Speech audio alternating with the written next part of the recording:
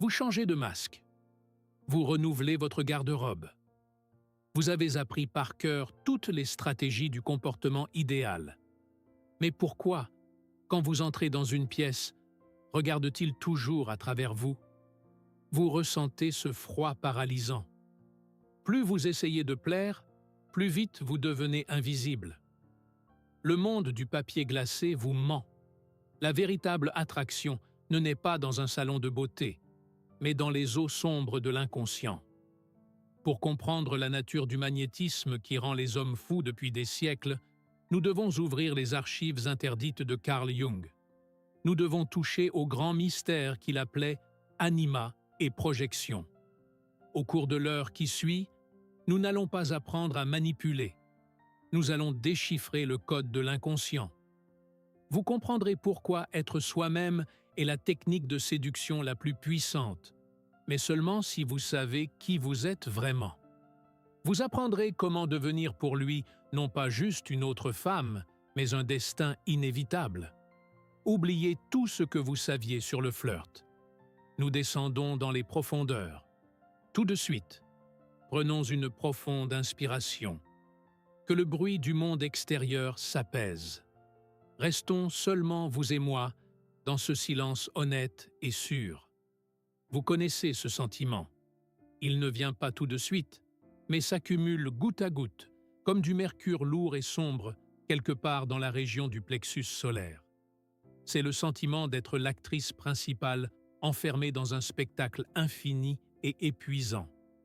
Vous avez appris votre rôle à la perfection. Votre costume tombe parfaitement. Chaque réplique est polie jusqu'à briller. Chaque geste est calibré avec une précision chirurgicale. Pour plaire, pour émerveiller, pour retenir. La lumière des projecteurs vous aveugle. Vous souriez de ce sourire éblouissant que l'on attend de vous. Mais quand le rideau tombe, vous découvrez une vérité effrayante. Vous jouiez pour des ombres. Vous venez saluer, attendant des applaudissements, de la chaleur, une réponse vivante, mais vous n'entendez que le craquement du plancher dans la salle vide de votre propre âme. Rappelez-vous cette soirée récente. Le rendez-vous s'est passé parfaitement, n'est-ce pas? Vous avez ri aux bons endroits, vous étiez mystérieuse, vous étiez attentive, vous étiez exactement comme les magazines disent qu'une femme doit être. Il était charmé. Mais pourquoi, en rentrant chez vous en taxi, en regardant les lumières froides et défilantes de la ville, sentiez-vous ce courant d'air pénétrant à l'intérieur? C'est le poids du masque qui a commencé à s'incruster sur le visage. C'est l'horreur de réaliser qu'il vous regardait, mais ne vous voyait pas. Il applaudissait votre rôle, votre fantôme. Et la solitude n'en devient que plus aiguë. Vous pouvez être assise en face de lui, sentir la chaleur de sa main, mais être séparés par des années-lumière, parce qu'entre vous se tient elle, votre persona impeccable, rayonnante, mais absolument morte. Écoutez-moi attentivement. Tout de suite, je veux que vous expiriez profondément et que vous fassiez taire cette petite voix venimeuse à l'intérieur qui murmure « Il y a quelque chose qui ne va pas chez moi. Tout va bien chez vous. Cette douleur, cette fatigue insupportable de la simulation, ce n'est pas le signe que vous êtes brisé. C'est la preuve que votre âme est vivante et qu'elle se rebelle. Ce n'est pas votre faute. Vous êtes l'otage d'une gigantesque erreur systémique.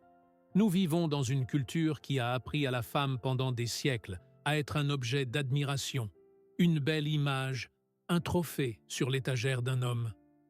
On nous a inculqué depuis l'enfance « Sois commode, sois belle, adapte-toi. Et alors, on te choisira. » On vous a volé le droit d'être le sujet de votre propre vie, l'auteur de votre histoire, et non pas juste un décor dans la pièce de quelqu'un d'autre. On vous a fait croire que l'amour est le paiement pour une exécution parfaite du rôle. Et, s'il vous plaît, n'ayez pas honte de votre fin de proximité. Votre désir d'être vue, d'être profondément comprise et acceptée n'est pas une faiblesse. Ce n'est pas un caprice féminin, c'est l'appel sacré de la vie, ancien comme l'humanité elle-même. C'est cette même force qui maintient les étoiles dans le ciel. Votre désir d'amour est absolument légitime. Le problème est seulement que le miroir déformant du monde vous a convaincu que pour obtenir cet amour, vous devez vous trahir vous-même. Mais c'est précisément ici, à ce point où votre désir sincère se heurte à la réalité, que se cache le piège le plus grand et le plus cruel. C'est un paradoxe que tout le monde ressent intuitivement, mais que peu comprennent. Plus vous essayez de plaire, plus vous repoussez. Regardez cela du point de vue énergétique. Quand vous polissez de toutes vos forces votre persona, votre masque social, vous offrez à l'homme une belle forme. Vous lui tendez une boîte impeccablement emballée. Papier doré, ruban coûteux, nœud parfait. Mais à l'intérieur de cette boîte, c'est le vide. Vous lui offrez un emballage brillant, mais son âme a faim de vrai pain. À un niveau profond et inconscient, l'homme ne cherche pas une image, il cherche la vie. Carl Jung nous a enseigné que la véritable sexualité n'est pas la géométrie du corps, ni un ensemble de techniques de flirt. C'est la vitalité, c'est l'intégrité, c'est la capacité d'être une substance vivante. Quand vous dépensez toutes vos ressources pour paraître correct, vous devenez énergétiquement stérile. Vous pouvez être éblouissante de beauté, mais vous n'irradiez pas la vie. Vous irradiez l'anxiété. Et l'âme de l'autre personne a soif de rencontrer votre âme, votre essence sauvage, imparfaite et vivante, et non votre peur d'être rejeté. Pour briser ce cercle vicieux, il ne suffit pas de simplement se détendre ou de changer de couleur de rouge à lèvres. Nous devons descendre dans la salle des machines de la psyché humaine. Nous devons comprendre la mécanique complexe de la perception masculine, et non au niveau des instincts primitifs dont parlent les magazines, mais au niveau de l'âme, là où naissent les véritables attachements indestructibles. Nous errons dans l'obscurité parce que nos cartes de navigation sont désespérément obsolètes. Nous sommes aveuglés par des mythes qui promettent le contrôle, mais mènent en réalité à l'esclavage émotionnel. Nous essayons de soigner les symptômes en appliquant un pansement cosmétique sur une profonde blessure existentielle. Pour arrêter cette course sans fin, nous devons trouver le courage de regarder les véritables plans du désir humain. Et avant de pouvoir construire quelque chose de vrai, nous avons un travail de démolition à faire. Nous devons impitoyablement, comme un chirurgien avec son scalpel, ouvrir et retirer ces idées fausses populaires qui brouillent votre vue. Il est temps de séparer la vérité du marketing. Commençons. Il est fort probable que vous ayez déjà essayé tout l'assortiment de ces accessoires de théâtre bon marché. Vous avez lu des articles, écouté des coachs, et votre pendule a oscillé d'un extrême à l'autre. D'abord, vous avez essayé d'être la fille commode, celle qui comprend tout, pardonne tout et est toujours disponible. Vous êtes devenue douce comme un plaid en peluche et fiable comme une banque suisse. Vous pensiez que ce sacrifice vous achèterait l'amour. Mais que s'est-il passé en réalité? Vous êtes devenu invisible. Vous vous êtes transformé en objet de décoration. Les hommes ne tombent pas amoureux des canapés confortables. Ils s'y reposent simplement en attendant de vraies aventures. Échaudé par cela, vous avez peut-être basculé de l'autre côté. Vous avez mis le masque de la femme fatale, cette fameuse garce dont parlent des millions de livres de psychologie populaire. Vous avez commencé à jouer l'inaccessibilité, appris les règles de la manipulation, commencé à tirer les ficelles, à doser l'attention et le froid. Il vous semblait que maintenant la télécommande était entre vos mains. Mais soyons honnêtes, être une garce, ce n'est pas de la force. C'est juste une hystérie vêtue de lingerie en dentelle. C'est la peur de l'intimité déguisée en indépendance. Ces deux stratégies sont vouées à l'échec pour une simple raison. Ce sont des décors en carton. Ce sont des caricatures plates et bidimensionnelles d'une personne vivante. La fille commode n'a pas de colonne vertébrale. La garce n'a pas de cœur. Dans aucun de ces rôles, il n'y a vous. Et le plus effrayant n'est même pas que ces rôles sont épuisants. Le plus effrayant et qui ils attirent. Quand vous mettez un masque, vous n'attirez pas un homme, vous attirez ses complexes. Sur le rôle de la maman volent les garçons infantiles, cherchant une tutelle. Sur le rôle de la maîtresse viennent les névrosés assoiffés de douleur et de drame. Vous ne construisez pas une relation, vous enclenchez simplement les engrenages de vos traumatismes. Vous ne créez pas l'union de deux âmes, mais la symbiose de deux diagnostics. Et dès que vous serez fatigué de jouer et que le masque tombera, et il tombera inévitablement, toute la construction s'effondrera, car derrière la façade, il n'y avait rien de vrai. Pourquoi ces masques sont-ils si attrayants? Pourquoi nous accrochons-nous à eux encore et encore, comme un noyé à une paille? Parce qu'à l'intérieur de nous béait un vide que nous essayons désespérément de remplir avec une autre personne. Votre besoin obsessionnel d'attention, cette recherche infinie de validation de votre valeur aux yeux d'un homme, ce n'est pas de l'amour. C'est un symptôme. C'est un signal de détresse qu'envoie votre psyché. Dans la psychologie jungienne, cet état témoigne de la perte de connexion avec sa propre source intérieure de force, avec votre animus. Quand une femme n'a pas accès à son axe intérieur, elle commence à le chercher à l'extérieur. Elle se transforme en vampire énergétique. Cela semble dur, je sais. Mais regardons la vérité en face. Vous venez à un rendez-vous non pas comme un partenaire égal, prêt à partager son abondance. Vous venez comme un mendiant affamé, la main tendue. Vous scannez chacun de ces mots, chaque regard, essayant d'y trouver la preuve que vous existez, que vous êtes bonne, que vous êtes digne. Et c'est là que se produit la tragédie. Les hommes, comme tous les êtres vivants, possèdent un flair infaillible pour cette fin. Au niveau conscient, vous pouvez être souriante, légère et coquette. Mais au niveau inconscient, il émane de vous une vibration de déficit. C'est une énergie lourde, collante, étouffante d'exigence.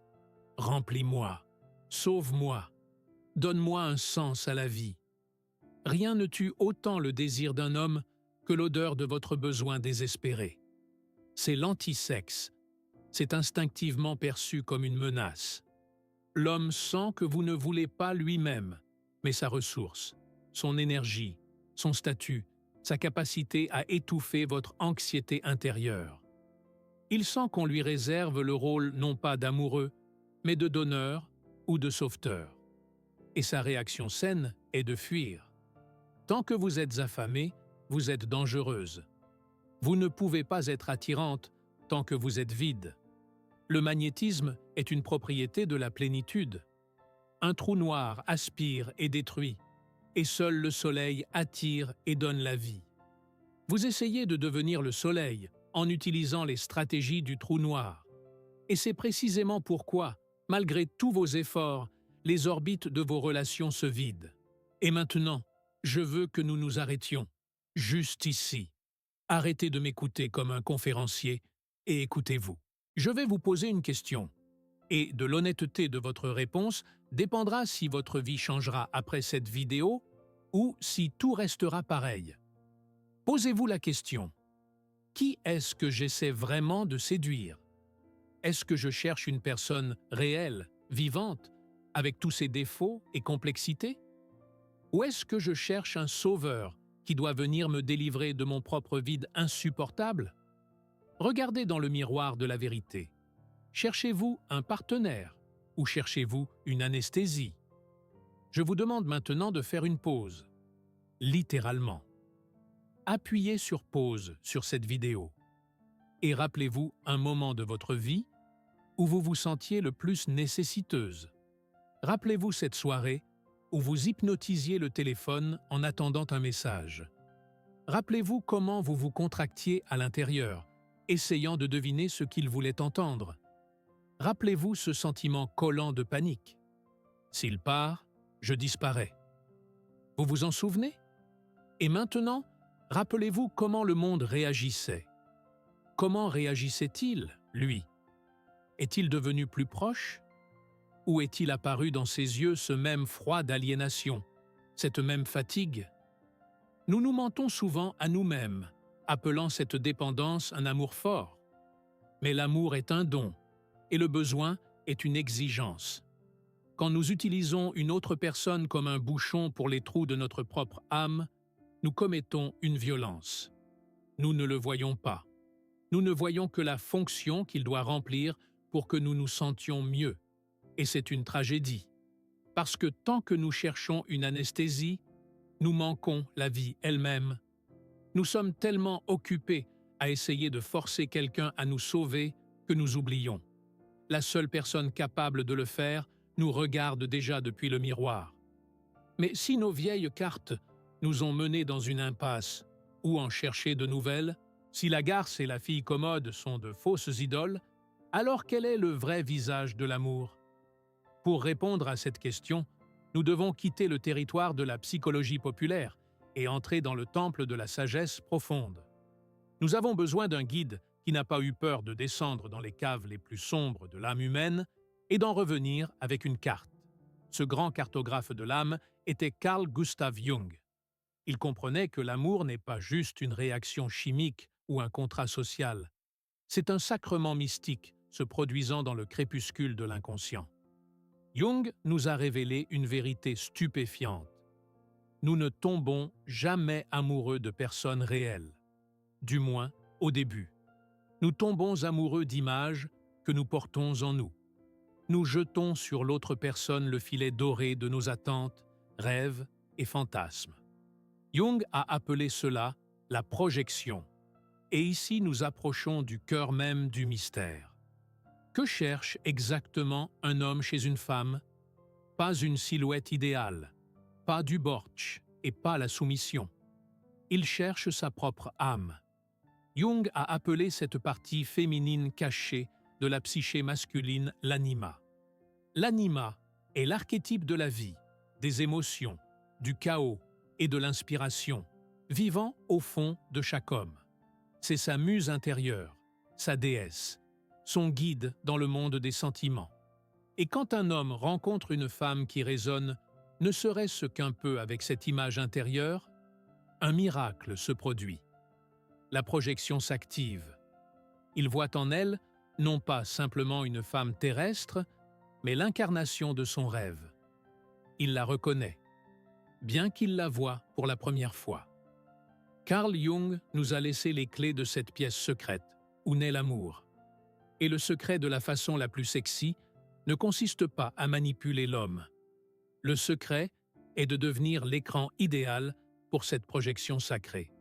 Mais, et c'est d'une importance critique, pas un écran vide et blanc sur lequel on peut projeter n'importe quel film, mais un écran vivant, palpitant, lumineux, qui possède sa propre magie. Vous devez devenir celle qui est capable de supporter la puissance de sa projection sans s'effondrer et sans se perdre. Vous devez devenir un miroir dans lequel il verra son âme, mais un miroir qui a sa propre profondeur. Et maintenant, nous allons apprendre comment faire. Plongeons plus profondément dans cette mécanique, enlevant couche après couche les voiles du mystère de l'attraction. Que se passe-t-il réellement au moment où le regard masculin se fige sur une femme et qu'une étincelle d'intérêt s'allume dans ses pupilles? Ce n'est pas juste une évaluation de l'apparence, c'est un moment de reconnaissance. Son anima intérieur, cet esprit ancien, capricieux et magnifique, lui murmure soudain « Regarde, c'est elle ». Une résonance se produit. Comme une corde de violon fait vibrer un verre en cristal à l'autre bout de la pièce, votre essence fait vibrer son âme. Mais pour que cette résonance ait lieu et, plus importante encore, pour qu'elle dure, une condition est nécessaire. Le verre doit être rempli. Pourquoi une femme vide, celle qui est commode, prévisible, dissoute dans le partenaire, ne peut-elle pas retenir cette projection? Parce que la projection de l'anima a besoin de s'accrocher à quelque chose. Elle a besoin d'un crochet. Et ce crochet, ce point d'appui pour son fantasme, ce sont deux qualités fondamentales, le mystère et l'autonomie. L'anima par nature est l'archétype de la vie, de l'irrationnel, de l'inconnaissable. Elle est la sirène chantant dans le brouillard. Elle est la muse s'échappant à l'aube. Elle n'est jamais totalement compréhensible, totalement accessible, totalement lue. C'est pourquoi, quand une femme devient un livre ouvert, quand elle étale toutes ses cartes sur la table au premier acte, elle tue la magie. Elle devient sûre, compréhensible et ennuyeuse. La projection glisse sur elle comme de la soie sur du verre lisse, parce qu'elle n'a rien à quoi s'accrocher. Le véritable magnétisme naît de l'autonomie. C'est la capacité d'avoir son propre monde souverain, auquel l'homme n'a pas d'accès direct. C'est votre jardin secret dont vous seul avez les clés. Quand un homme sent que vous avez une passion, un but, un rêve ou simplement une vie intérieure profonde qui ne dépend pas de lui, cela le rend fou dans le meilleur sens du terme. C'est un défi à son instinct de chasseur, mais au niveau spirituel. Il veut vous déchiffrer. Il veut conquérir ce jardin secret. L'homme n'est pas attiré par la soumission, mais par le mystère. Il a besoin d'une femme qui contient en elle tout un océan insoumis à son contrôle. La sexualité au sens jungien n'est pas la longueur des jambes ni la forme des lèvres. C'est une énergie psychique d'une densité incroyable. C'est la gravité. Une femme, possédant un lien avec son anima et son animus, devient un corps céleste avec une masse énorme. Elle courbe l'espace autour d'elle. Elle ne demande pas d'attention. Elle la crée par le fait même de son existence. Elle ne court pas après les papillons. Elle cultive son jardin. Et les papillons viennent d'eux-mêmes. Voilà pourquoi être soi-même n'est pas juste un beau slogan. C'est la seule stratégie qui fonctionne. Parce que seul votre véritable soi possède cette rugosité unique, cette texture inimitable de la personnalité à laquelle son anima peut s'accrocher et rester pour toujours. Permettez-moi de vous raconter une histoire qui explique cela mieux que 1000 théories. C'est l'histoire d'une femme, appelons-la Sophia. Elle vous ressemble peut-être beaucoup. Sophia est tombée follement amoureuse d'un homme nommé Marc. Marc était charismatique, prospère, brillant, le véritable héros de son roman. Et Sophia, poussée par la peur de perdre ce trésor, a décidé de devenir pour lui la femme idéale. Elle a étudié ses goûts. Elle écoutait la musique qu'il aimait. Elle a renoncé à ses cours de peinture du soir parce qu'ils gênaient leur rendez-vous. Elle est devenue une argile douce et malléable entre ses mains. Elle est devenue son ombre. Les premiers mois, tout allait à merveille. Marc se baignait dans cette adoration. Mais ensuite, la lumière dans ses yeux a commencé à s'éteindre. Il a commencé à s'attarder au travail. Ses réponses aux messages sont devenues plus courtes. Sophia paniquait. Elle essayait encore plus fort. Elle préparait des dîners encore plus raffinés, achetait de la lingerie encore plus belle. Mais plus elle essayait, plus Marc devenait froid. Finalement, il est parti, lançant en guise d'adieu une phrase cruelle. « J'étouffe avec toi. Je ne sens pas qui tu es. » Sophia était anéantie. Son monde s'est effondré. Elle est restée seule dans un appartement vide, entourée de choses qu'elle avait achetées pour lui. Et dans ce silence assourdissant, tout au fond du désespoir, une colère s'est réveillée en elle. Une colère saine et furieuse. Pas contre lui, mais contre elle-même. Pour avoir trahi son âme pour un rôle dans le spectacle de quelqu'un d'autre. Pour ne pas devenir folle, Sophia est retournée à son chevalet. Elle s'est souvenue qu'elle avait un jour rêvé de devenir architecte, mais avait abandonné parce que ce n'était pas féminin.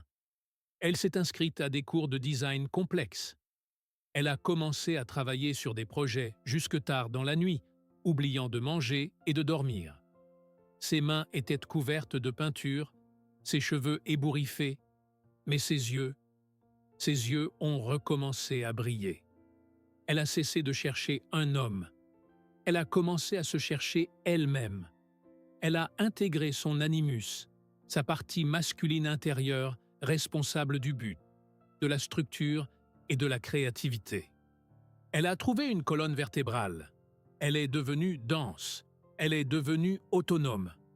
1 an a passé. Sophia a ouvert son petit studio. Et un jour, lors d'une exposition, elle a rencontré Marc par hasard. Il s'est approché d'elle, s'attendant à voir la même petite fille soumise et en pleurs. Mais devant lui se tenait une reine. Elle lui parlait poliment, mais avec détachement. Il y avait en elle une énigme. Il y avait en elle de la force. Elle n'avait plus besoin de lui. Et savez-vous ce qui s'est passé? Marc était stupéfait. À la seconde même, sa vieille projection s'est enflammée avec une force nouvelle et inédite. Il a commencé à appeler. Il a commencé à envoyer des fleurs. Il essayait de la récupérer. Pourquoi? Parce que maintenant, elle avait de la gravité. Et au moment où elle a cessé d'attendre son appel et a commencé à construire son propre temple, il a senti cet appel à des milliers de kilomètres. Mais le paradoxe était que Sophia n'en avait plus besoin comme avant. Elle s'était choisie elle-même. Et c'est précisément ce qui l'a rendue irrésistible. Sophia, c'est vous. Chacune de vous qui regardez cette vidéo maintenant, à un moment de sa vie, s'est tenue sur ses ruines, essayant de comprendre pourquoi sa perfection avait été rejetée. L'histoire de Sophia n'est pas juste un beau conte sur la croissance personnelle. C'est l'illustration parfaite de la loi fondamentale de la chimie psychique dont parlait Carl Jung. Il écrivait « La rencontre de 2 personnalités est comme le contact de 2 substances chimiques. S'il y a la moindre réaction, les 2 se transforment. » Réfléchissez à ces mots. Pour qu'une réaction se produise, 2 substances doivent se rencontrer. 2 éléments, dont chacun possède ses propriétés, sa densité, sa couleur, son danger. Quand vous essayez d'être commode, quand vous vous dissolvez dans l'homme, vous cessez d'être une substance, vous devenez de l'eau. Vous devenez un liquide transparent et sans goût qui prend la forme de n'importe quel récipient. Vous devenez un miroir. Oui, un miroir peut être utile. Il est agréable de s'y regarder, d'ajuster sa cravate, de s'admirer. Mais il est impossible d'entrer en réaction avec un miroir. Un miroir ne vous change pas. Un miroir ne lance pas de défi. Un miroir ne peut pas réchauffer. Et, finalement, on quitte le miroir pour aller vers le feu. L'homme a besoin d'une femme vivante. Et la vie, c'est toujours un peu inconfortable. La vie, c'est la rugosité. La vie, c'est avoir sa propre opinion qui peut ne pas coïncider avec la sienne. La vie, c'est avoir ses propres limites qu'on ne peut pas franchir. La vie, c'est avoir sa propre passion qui brûle en vous, qu'il vous regarde ou non. Vous ne pouvez pas créer de feu si vous êtes juste un miroir. Vous avez besoin de votre propre carburant. Rappelez-vous les moments où vous étiez le plus attirante. Ce n'étaient probablement pas les moments où vous choisissiez une robe pendant des heures ou répétiez un discours devant le miroir. C'étaient les moments où vous étiez passionné par quelque chose, quand vous dansiez en oubliant tout, quand vous débattiez d'un livre préféré, quand vous résolviez un problème complexe au travail, quand vous riiez d'une blague que vous seul compreniez. À ces moments-là, vous étiez une substance. Vous étiez de la matière. Vous brilliez de l'intérieur. C'est précisément cette lumière, la lumière de votre soi, de votre âme unique et inimitable, qui est cet aimant. Arrêtez d'essayer de devenir le bon réactif pour lui. Devenez vous-même. Devenez une version aussi concentrée de vous-même que possible. Et alors la réaction chimique sera inévitable, et elle sera explosive. Et maintenant, je veux vous poser une question qui peut sembler effrayante. Mais c'est dans la réponse à celle-ci que se trouve la clé de votre liberté et de votre magnétisme. Si nous retirons l'homme de l'équation, si nous retirons la nécessité même d'être en couple, si nous éteignons les projecteurs et retirons les spectateurs, qu'est-ce qui vous rend vivante? Quel est votre logos? Quel est votre sens personnel? C'est la question la plus difficile pour la femme moderne. On nous a si longtemps appris à être une fonction pour quelqu'un d'autre, fille, épouse, mère, maîtresse, que nous oublions souvent qui nous sommes quand nous ne sommes à personne. Nous oublions que nous avons notre propre étincelle qui ne dépend pas du feu d'autrui. Mais souvenez-vous de Sophia. Elle est devenue un aimant, non pas quand elle a acheté une nouvelle robe, mais quand elle est revenue à l'architecture. Sa passion est devenue sa gravité. Il y a un gouffre immense entre le désir d'être désiré et la capacité d'être inspirante. Être désiré est une position passive. C'est la position d'un objet en vitrine qui crie « Choisissez-moi, achetez-moi, je suis la meilleure ». C'est une position d'attente et il n'y a pas d'énergie dedans. Être inspirante est une position active. C'est la position du créateur. C'est quand vous êtes tellement passionné par votre activité, votre livre, votre jardin, votre entreprise, votre quête spirituelle, que vous commencez à briller. Vous n'attendez pas qu'on vous allume, vous êtes vous-même la source de lumière. Un homme ne peut pas passer à côté d'une telle femme, non pas parce qu'elle est parfaite, mais parce qu'à côté d'elle, il sent le battement de la vie. Il voit qu'elle est connectée à une source plus grande que lui-même, et c'est envoûtant. Cela provoque un frisson sacré. Je veux que tout de suite nous transformions les commentaires sous cette vidéo en un manifeste de notre force. Je veux que nous créions un espace où chacune de vous déclarera sa substance. Ne m'écrivez pas combien vous voulez vous marier. Ne m'écrivez pas sur vos ex. Écrivez sur ce qui vous nourrit. Peut-être est-ce la danse quand vous sentez chaque muscle de votre corps? Peut-être est-ce la programmation et la beauté du code pur? Peut-être est-ce le bénévolat et l'aide à ceux qui sont plus faibles? Peut-être sont-ce des promenades silencieuses dans la forêt, où vous entendez la voix de Dieu. Descendez en bas, dans les commentaires, et répondez à cette question. Qu'est-ce qui me donne de la force, à part les relations?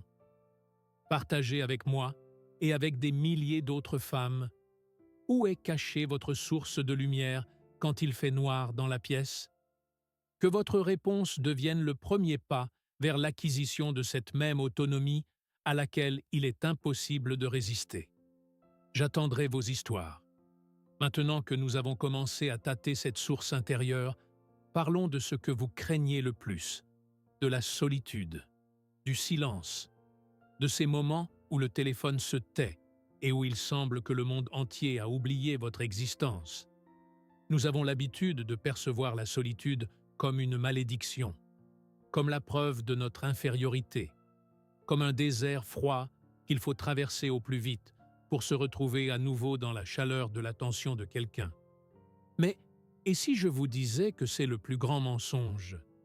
Dans la tradition de la psychologie des profondeurs et de l'alchimie ancienne, la solitude n'est pas le vide, c'est le vase.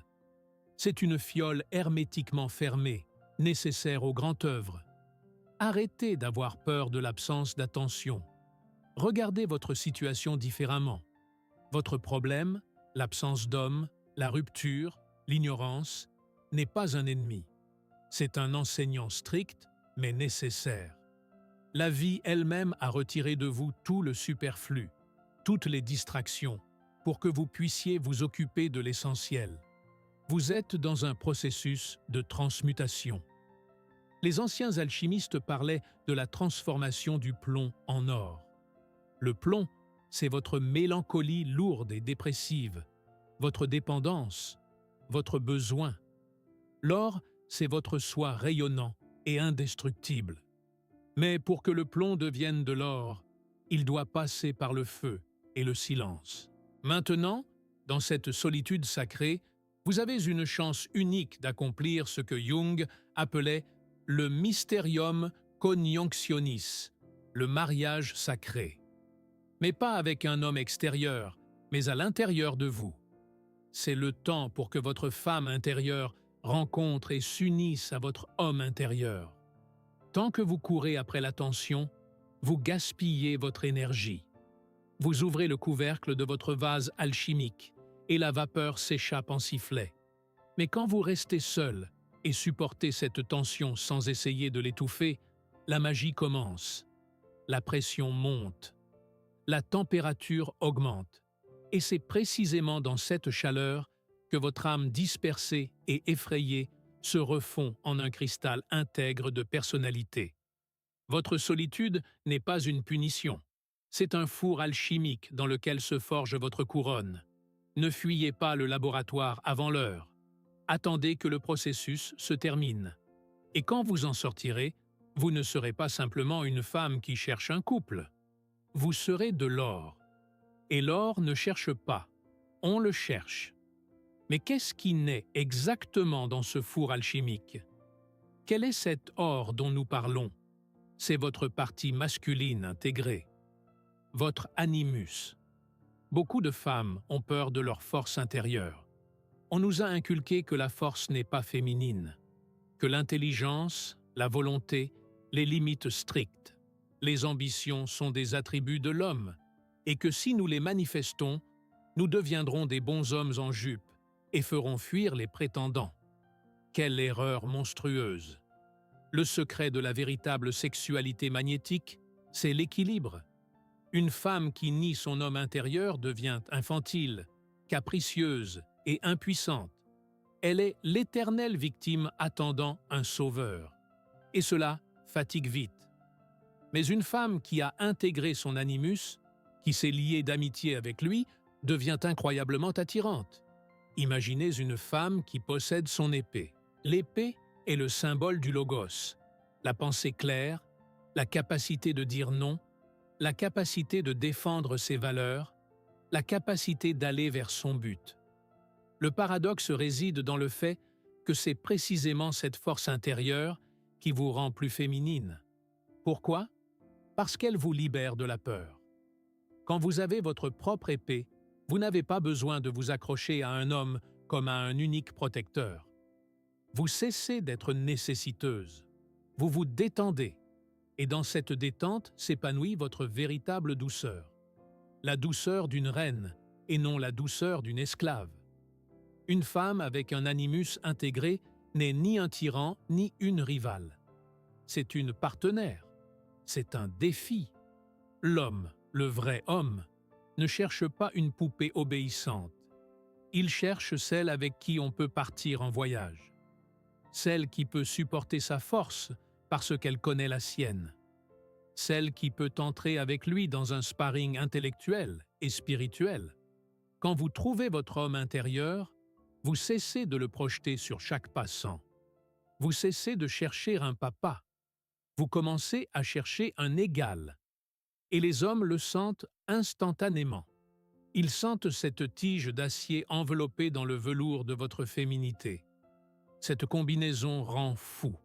C'est la promesse d'une passion qui n'étouffera pas et d'une proximité qui ne dissoudra pas. La véritable féminité n'est pas désarmée. Elle tient l'épée de son esprit et c'est précisément cet éclat d'acier qui attire les rois. N'ayez pas peur de votre force. Aiguisez votre lame. Devenez souveraine. Et vous verrez comment changera la qualité des hommes qui oseront s'approcher de votre trône. Mais comment faire cela en pratique? Comment transformer cette belle philosophie en un changement réel de votre vie? Je vais vous donner un rituel simple, mais incroyablement puissant. Cet exercice s'appelle l'appropriation de l'or. Prenez votre journal, trouvez un moment où personne ne vous dérangera, et faites ce qui suit. Étape 1. Décrivez votre homme idéal, celui que vous cherchez si désespérément. Ne soyez pas timide. Décrivez ses qualités. Est-il sûr de lui? Est-il déterminé? Est-il créatif? A-t-il du succès? Est-il calme et inébranlable? Est-il protecteur? Notez toutes ces épithètes. Créez le portrait de ce héros. Étape 2. Et maintenant, le plus important. Inspirez profondément et réalisez la vérité révolutionnaire que Jung nous a révélée. Tout ce que vous venez d'écrire n'est pas la description d'une autre personne. C'est la description de votre potentiel caché. Vous ne pouvez pas voir et désirer ce qui n'est pas en vous-même. Nous ne reconnaissons dans le monde extérieur que ce qui existe déjà dans notre monde intérieur, mais qui se trouve pour l'instant dans l'ombre. Cet homme idéal est le portrait de votre propre animus. Ce sont ces qualités que votre âme a soif de manifester à travers vous. Étape 3. Appropriez-vous cet or. Parcourez la liste. Vous avez écrit qu'il est déterminé? Demandez-vous, où dans ma vie ai-je peur de prendre des décisions? Et prenez une petite mais ferme décision dès aujourd'hui. Vous avez écrit qu'il est créatif. Demandez-vous, où est-ce que je m'interdis de créer? Et commencez votre projet. Vous avez écrit qu'il est protecteur? Demandez-vous, comment puis-je protéger mes limites dès maintenant? Arrêtez de chercher le héros dans le monde extérieur. Réveillez le héros à l'intérieur de vous. Devenez celui que vous cherchez. Cet exercice change la polarité de votre aimant. Au lieu de marcher la main tendue et de chercher quelqu'un qui vous complétera avec ses qualités, vous commencez à les cultiver en vous. Vous devenez entière. Et c'est là que le miracle se produit. Dès que vous cessez d'avoir besoin qu'un homme soit votre béquille, des hommes prêts à être vos partenaires entrent dans votre vie. Le semblable attire le semblable. Devenez reine et le roi apparaîtra. Pas pour vous sauver de la tour, mais pour régner avec vous. Quand vous aurez parcouru ce chemin, de la prise de conscience de votre douleur à l'intégration de l'animus et à l'appropriation complète de votre force, vous sentirez comment change le tissu même de votre réalité. C'est inévitable. C'est la loi de l'énergie psychique. Dès que vous cessez d'être dans le besoin, vous commencez à briller. Dès que vous reprenez vos projections et devenez la maîtresse de votre maison intérieure, vous vous transformez en source de lumière. Vous cessez d'être une femme en recherche. Vous devenez ce que Jung appelait la femme inspiratrice. C'est la forme de pouvoir la plus élevée accessible à une femme. Ce n'est pas le pouvoir d'un manipulateur tirant les ficelles, ni d'une victime implorant la pitié. C'est le pouvoir de la muse, le pouvoir de la vie elle-même. Vous ne vous tenez plus à genoux devant le destin, mendiant des miettes d'attention. Vous vous tenez debout de toute votre hauteur. Vous êtes la source. Vous êtes celle vers qui on vient pour se réchauffer, pour s'inspirer, pour sentir le goût du vrai. Vous ne demandez pas à l'homme d'accomplir un exploit pour vous, pour prouver son amour. Vous l'inspirez à l'exploit par le fait même de votre existence, par votre foi en vous et en lui. Sentez cette différence. Sentez comment vos épaules se déploient. Vous n'êtes plus demandeuse. Vous êtes donatrice. Vous avez un excédent. Vous avez votre vie, votre passion, votre mystère, votre épée et votre cœur. Et c'est précisément à ce moment, quand vous relâchez complètement votre emprise, quand vous dites à l'univers « Je suis heureuse et entière par moi-même », que l'univers se tourne vers vous. Les hommes sentent cette vibration à des lieux. Ils sont attirés vers vous non par votre apparence, non par vos vêtements, mais par votre liberté, votre plénitude, votre autosuffisance divine. Vous ne demandez plus l'amour, vous devenez l'amour lui-même. Une force vivante, brûlante, autonome, attirante, qui fait tourner les mondes. Acceptez cette force. Elle est à vous par droit de naissance. Nous avons parcouru un long chemin durant cette heure. Nous sommes descendus dans les caves de la douleur, avons déblayé les décombres des fausses croyances et sommes montés au sommet de la compréhension de notre véritable nature. Et maintenant, debout ici, ramenons tout ce que nous avons appris à une seule vérité cristalline. La façon la plus sexy d'attirer son attention est d'arrêter d'essayer d'attirer son attention. Cela sonne comme un koan, comme une énigme insoluble, mais c'est là que réside la sagesse suprême. Le paradoxe de l'amour est qu'il fuit ceux qui le poursuivent et se jette au cou de ceux qui sont occupés par leur propre jardin. L'aimant ne court pas après le fer. L'aimant irradie simplement son champ, restant immobile en son centre. Tant que vous êtes tourné vers l'homme, tendant les mains et implorant un regard, vous tournez le dos à votre propre âme. Et l'homme ne voit dans vos yeux que la peur. Mais au moment où vous vous détournez de lui pour rencontrer votre soi, au moment où vous commencez une romance avec votre propre vie, au moment où vous tombez amoureuse de votre destin, de votre créativité, de votre solitude, à ce moment, un miracle se produit. Il se tourne vers vous. Le secret est simple et effrayant. Il vous aimera vraiment seulement quand vous aimerez votre propre vie plus que lui, parce qu'alors seulement vous deviendrez pour lui non pas un fardeau, mais un vent favorable, non pas un miroir, mais une fenêtre sur l'infini, non pas une ombre, mais une lumière. Imaginez ce jour. Il viendra certainement si vous ne quittez pas le chemin. Un jour, vous vous réveillerez, et la première chose que vous ressentirez ne sera pas l'anxiété, pas la vérification fébrile du téléphone, mais un sentiment profond et calme de plénitude. Vous regarderez dans le miroir et vous y verrez non pas une femme qui cherche l'approbation, mais une femme qui sait qui elle est. Imaginez une relation où vous n'avez plus besoin de porter de masque, où vous n'avez pas besoin de feindre d'être faible pour qu'il se sente fort, où vous n'avez pas besoin d'être commode pour qu'on ne vous quitte pas. Imaginez un homme qui vous regarde avec admiration, non pas parce que vous jouez parfaitement un rôle, mais parce que vous êtes vrai. Dans cette relation, le silence ne fait plus peur. Il ne signifie pas froideur, il signifie profondeur. Dans cette relation, la passion ne naît pas de la peur de la perte, pas du jeu névrotique du chat et de la souris, mais de la rencontre de deux univers puissants et autonomes. Ce n'est pas juste la fin heureuse d'une comédie romantique, c'est le résultat de votre individuation. C'est la récompense pour le courage d'être soi-même. Vous saurez qu'on vous aime pour votre essence, pour votre vérité inconfortable, pour votre feu.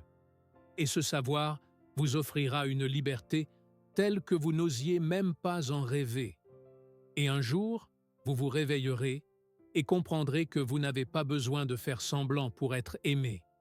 Vous êtes, simplement. Et c'est suffisant. Et je veux que vous sachiez, sur ce chemin, vous n'êtes pas seul. Tout de suite, à cette seconde même, des milliers de femmes à travers le monde traversent la même transformation. Elles enlèvent des masques étroits, elles sortent des salles d'attente vides, elles prennent en main des pinceaux, des stylos, des outils, leurs rêves, et commencent à reconstruire leur vie à neuf. Ce chemin de la poupée obéissante à la déesse vivante est difficile, mais il a été parcouru par des millions de pieds avant vous. Et chacune de nous qui a décidé de faire ce pas soutient invisiblement l'autre. Je vois votre douleur et je vois votre courage. Merci d'avoir regardé jusqu'à ce moment. Merci de ne pas avoir eu peur de regarder dans le miroir de la vérité. Cela demande un immense courage de renoncer aux doux mensonges pour le médicament amer mais guérisseur de la réalité. Vous faites maintenant partie de quelque chose de plus grand. Vous faites partie du cercle des chercheurs, de ceux qui ont refusé de vivre à la surface. Bienvenue à la maison, dans le cercle de ceux qui ont choisi d'être vrais. Nous sommes ensemble dans ce voyage. Ce que nous avons touché aujourd'hui n'est que la première couche.